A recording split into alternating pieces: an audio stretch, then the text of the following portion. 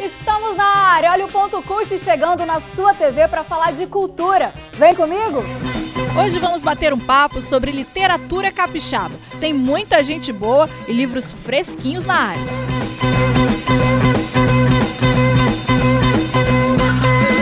E tá vendo esse cara? É o Yuri, fascinado por games e também muito sortudo. Criou um jogo de computador que tá fazendo maior sucesso e rendendo bastante dinheiro.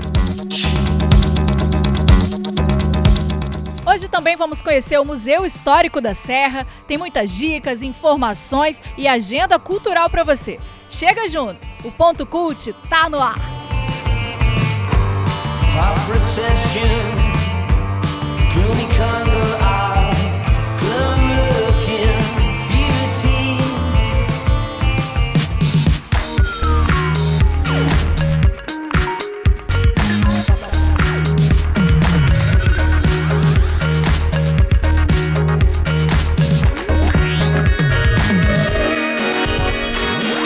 Hoje nós vamos de samba de raiz, direto das rodas de samba da Grande Vitória para o Ponto Cult, com vocês, Samba Terno. Se não fosse o samba a contentar meu coração, juro não aguentaria essa tão profunda solidão. Valker, André e Barata, sejam bem-vindos ao Ponto Cult. Esse é o Samba Terno, que está cantando em primeira mão pra gente músicas do disco Sambas do Meu Poeta. Daqui a pouquinho a gente volta para saber sobre essa novidade. É tudo de bom, né, gente? E hoje a literatura capixaba tá em festa. Eu tô aqui no Palácio Anchieta para conferir bem de pertinho o lançamento de 23 novos livros de autores aqui do estado.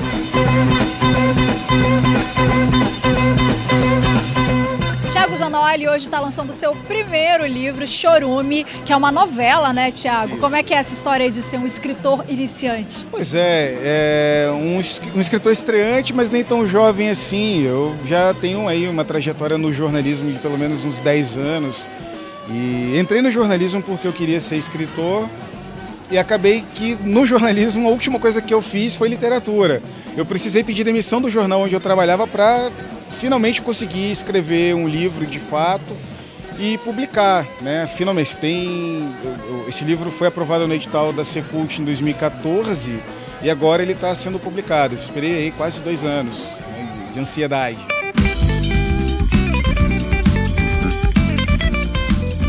Anderson Bardot lançando hoje Cavidades, é um livro de poesias. Conta pra gente. Então, esse livro é uma reunião dos meus escritos ao longo dos 10 anos. E aí ele tem letra de música, tem aforismo, tem poesias. Enfim, o livro ele consegue fazer essa mescla do que é a minha vida dentro da música, dentro do cinema, dentro da literatura, assim. E como é ser um estreante, um autor estreante aqui nesse território? Então eu passei um pouquinho de mal, né? Porque você fica um pouco nervoso, não tem como não ficar. Porque você não sabe como vai ser a receptividade das pessoas com textos que você escreveu só para você. Então, inicialmente você conversa com o seu próprio texto para ver se de fato você pode compartilhá-lo. Assim. Conta pra gente conhecer também os bastidores dessa produção, né? Que a gente pensa, escritor, aquela coisa fácil, né? Vai lá, escreve a ideia, pronto, li. Como é que é esse caminho aí? Pois é, a vida de escritor não é fácil, você não fica sentado ali no computador ou na máquina de escrever cercado de belas mulheres, bebendo uísque. Dá trabalho. Quem lê o livro, assim, ele tem uma linguagem muito chula, ele é um livro direto, simples, mas para você chegar a esse nível de simplicidade, isso dá trabalho, porque escrever parece uma coisa fácil. Você senta na frente de um computador, você pega um papel e começa a anotar, isso sai. Sai o grosso ali, o bruto, né? É o jorro inicial. E depois disso, para você realmente dar ali uma cara literária para esse texto, você tem que trabalhar muito, 1 ano, 2 anos. O meu livro, que é um livro fininho, eu demorei aí pelo menos uns 3 anos trabalhando nele.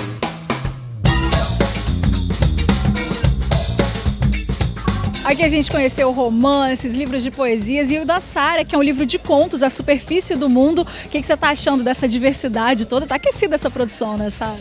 É, muito livro, né? Eu acho que já tem aí uma lista pro pessoal ler até o final do ano, né? E você também é professora de literatura, né? Pontua pra gente um pouquinho, Sara, dessa importância de chamar quem tá assistindo em casa a atenção pra nossa literatura capixaba produzida aqui no estado, né? Tem muita coisa. É, sem dúvida, assim, a gente ainda não tem um reconhecimento óbvio, né, nacional, que a gente esperava ter, mas assim, a qualidade é muito boa, é muito grande, é vasta, né, a diversidade, como tá mostrando aqui. Eu, inclusive, quando eu trabalhei como jornalista em jornal impresso, eu trabalhava na área cultural e escrevia basicamente sobre literatura e música. Então, assim, eu já acompanho aí desde 2005, pelo menos, acompanho muito de perto a produção literária local e tenho visto crescer. E de lá para cá também, assim, de 2009, 2010 para cá, a gente teve a editora Cousa surgindo, publicando muitos autores novos, autores já consagrados também. Tem a editora Pedregulho, há outras editoras também que os nomes me escapam agora.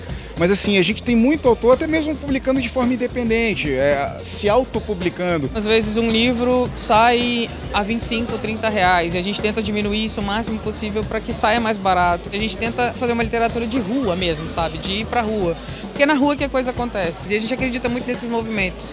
Nesse movimento de lançamento de livros, muitos livros juntos. No movimento de um café literário, por exemplo, que as pessoas podem conhecer. Eu me aproximei da literatura através de café literário.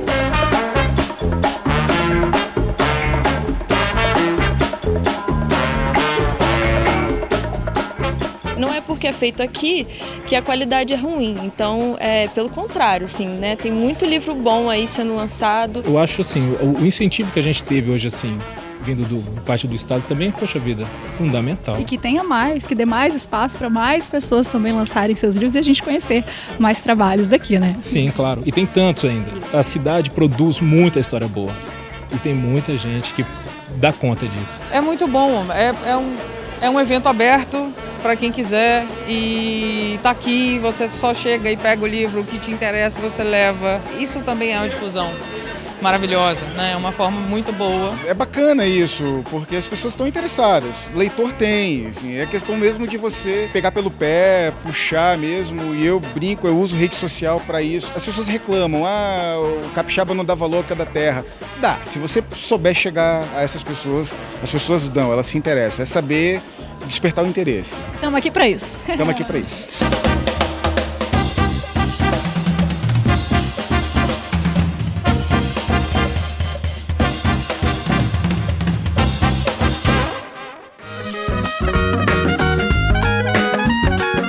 Olá, Ponto Cult. Meu nome é Gil, sou monitora aqui do Museu da Serra Sede, que é um casarão do século XIX, que também abriga a Casa do Congo e a Biblioteca Municipal. E eu vou mostrar esses espaços para vocês. Vamos lá conhecê-los?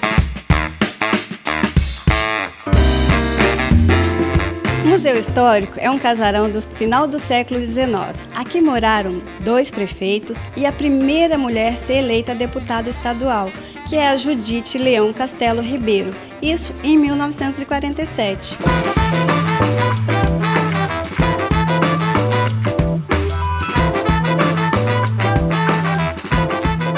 Aqui no museu você vai encontrar móveis, além de pratarias, louças, documentos antigos, objetos pessoais dos antigos moradores, como máquina de escrever, máquina de costura, título de eleitor, carteira de trabalho.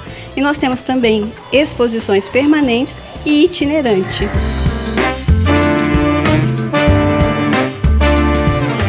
No mesmo prédio do museu, nós temos também a Biblioteca Municipal e a Casa do Congo, onde você vai encontrar um pouco da cultura musical da Serra e alguns instrumentos musicais, como casacas e tambores, e algumas exposições.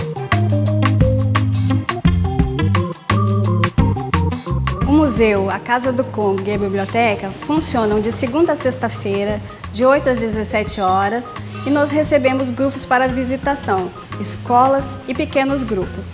Venha nos visitar, a entrada é gratuita.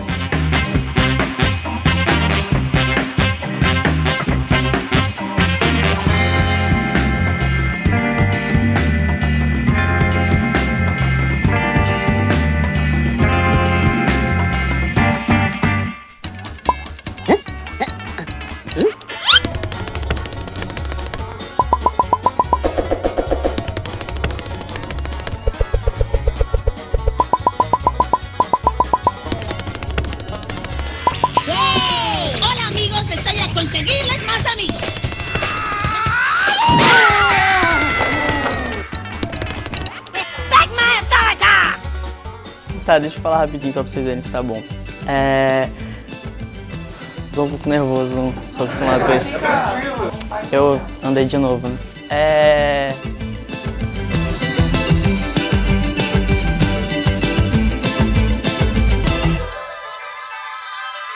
Olá galera, eu sou Júlio Valim e a BOA é o Multiplique, festival que acontece em Muqui no final do mês, nos dias 29 e 30 de abril. O Festival Multiplique ele é um projeto de integração jovem que reúne arte em geral, focado na música. A gente promove concurso e nesse concurso a gente traz 3 bandas, André Prando, Vão Vão Vão e A Mesa.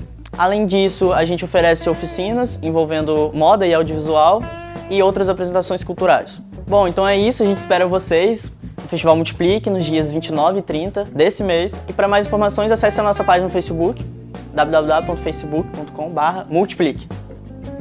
Final ficou essa. Fechou? Fechou? Vocês vão conseguir editar isso? Sim! Sim, são super profissionais, Eba.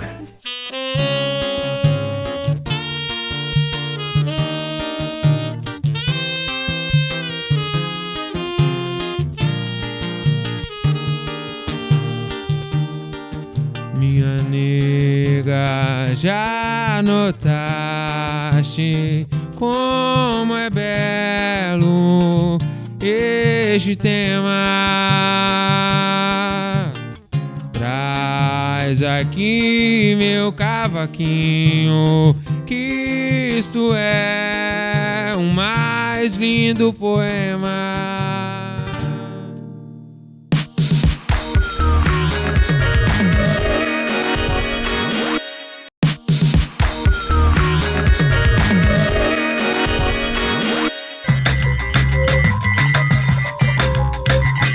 Se você curte videogame, provavelmente já ouviu algo do tipo: larga esse videogame, vai trabalhar jogando no celular de novo. Isso não te dá futuro, não. Bom, muita gente ainda encara o game apenas como diversão, mas aqui no Ponto Cult a gente já provou que não é só isso. E se você ainda não se convenceu, vai mudar de ideia agora. Quer ver só? Essa pessoa é Yuri Rodrigues, tem 23 anos, já ouviu muito "sai desse jogo, menino", mas há 3 meses teve a vida transformada justamente por conta de um jogo. E que jogo foi esse, Yuri? Foi a criação do Face of Fear, que foi um jogo que eu criei, dei a sorte de conseguir um contrato com uma empresa canadense. E um contrato bom.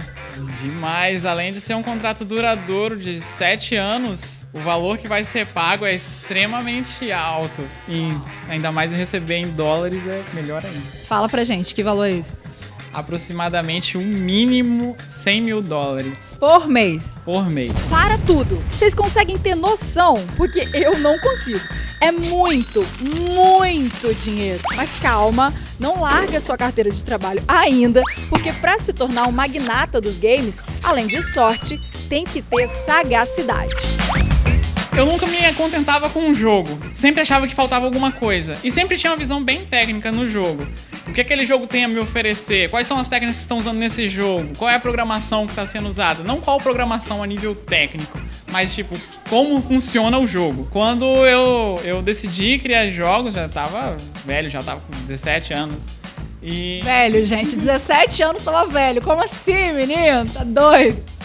Tava com 17 anos quando eu vi o primeiro jogo de celular que eu tive noção de valores, que foi o Flappy Bird. Muito parecido com Angry Bird, que era aquele joguinho que você tinha que ficar com o passarinho, pulando os caninhos, tocando na tela do celular. Aquele jogo foi feito em 12 horas e em um mês, que foi o tempo que ele ficou no ar, ele faturou 50 milhões de dólares. Então seu olho cresceu. Eu pensei, nossa, parece um mercado interessante. Aí eu comecei a criar jogos de celulares pra tentar seguir essa carreira assim.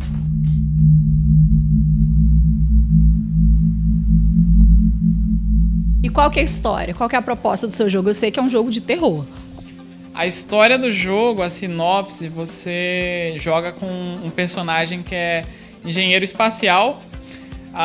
Se passa num futuro bem distante, o planeta Terra já chegou ao fim, e antes da Terra chegar ao fim, tinha umas naves-cidades chamada Vanguardas. Eram naves responsáveis por achar outro planeta habitável, para aí ninguém mais precisar ficar morando dentro da nave.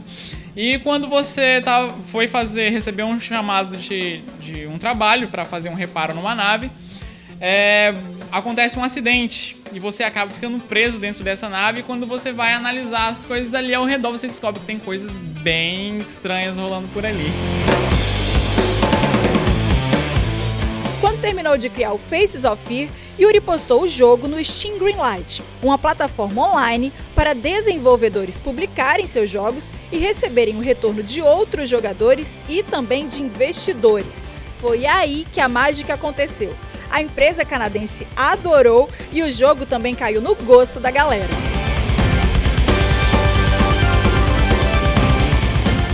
E agora você, como um profissional do ramo, como avalia esse cenário do game aqui no Brasil? Eu acho o mercado game no Brasil ainda muito fraco.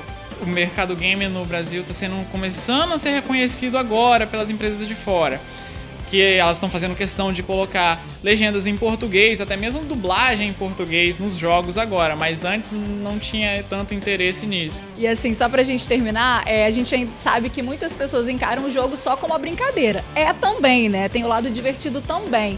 Mas assim, o que você diria pra todo mundo que tá assistindo a gente agora e acha que jogo é só diversão? Olha, jogo é diversão, mas se você aí é jogador e sempre se intrigou aí com algumas mecânicas do jogo, acredite, você tem um bom potencial para ser desenvolvedor, porque essa questão de você conseguir ver a mecânica de um jogo é uma questão de programador, é uma questão de desenvolvedor, porque se você consegue gravar uma mecânica, você consegue reproduzir ela.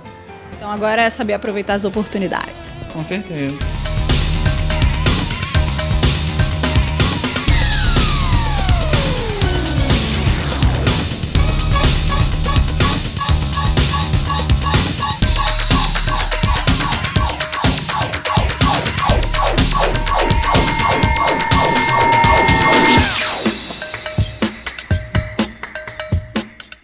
Deu pra pegar um pouquinho da voz?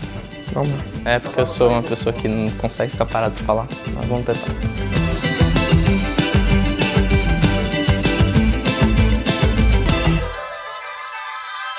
A boa é a mostra Na Janela, que vai acontecer no dia 28 de abril, às 6h40, lá no Cine Metrópolis, na UFES. A mostra é uma realização do Núcleo de Produção Audiovisual Janela Universitária, que vem mostrar as últimas 7 produções feitas pelos alunos do curso de Cinema e Audiovisual, Jornalismo e Publicidade. Dessa vez, as produções foram voltadas para os 7 pecados capitais.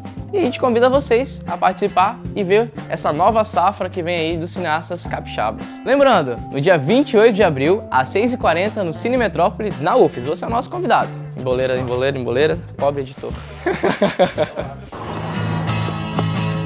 Com a marvada pinga que eu me atrapalho, eu entro na tenda e já dou meu cão foi quem botou pra nós beber. Não sai. Como foi eu dar no inferno? O cão foi quem botou pra nós beber. Voltamos a falar de música. No programa de hoje, nós ouvimos alguns sambas de raiz do grupo Samba Terno, que está na estrada desde 2012. Mas como é que foi essa junção de vocês? Isso é uma longa história. A longa história, então vamos encurtar. O André, uma vez ele me ligou e falou assim, Barata, a gente tá com um projeto aí de fazer um samba, mas só que tem que ser em 3, em um trio, entendeu? Eu falei, André, será que isso vai dar certo?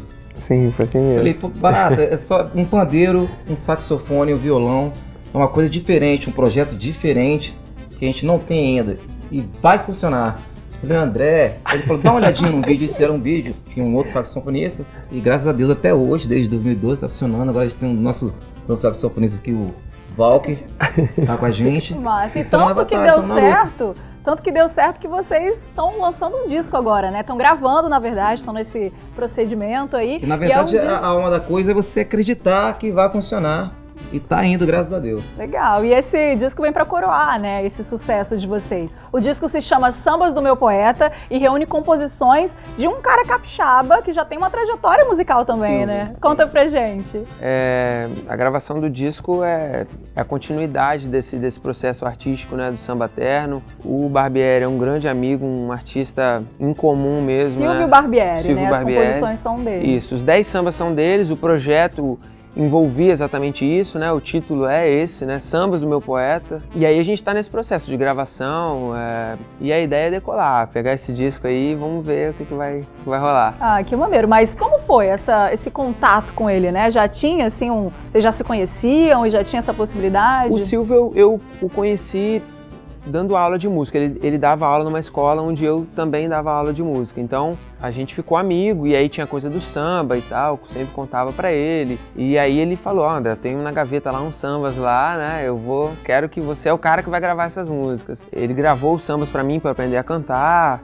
Depois eu fui passando pros meninos, fui escrevendo os arranjos, a gente foi montando, virou um disco e, né? Que legal. E já tem data para lançar? Final de maio, a gente acredita que ele chega da fábrica e a gente começa a trabalhar com a divulgação dele, legal. E para quem tá em casa e quiser ouvir as músicas futuramente, saber onde vocês se apresentam, tem uma página no Facebook, né? Sim, a nossa fanpage está lá, atualizada sempre, né? É o facebook.com/sambaterno. E as novidades a gente está sempre postando. Vamos ficar de olho. Com certeza. Obrigada, pessoal. De nada, Obrigada também você aí de casa que acompanhou mais um Ponto Cult. A gente vai ficando por aqui. Mas antes, vamos ouvir mais uma música, Samba Terno, para vocês.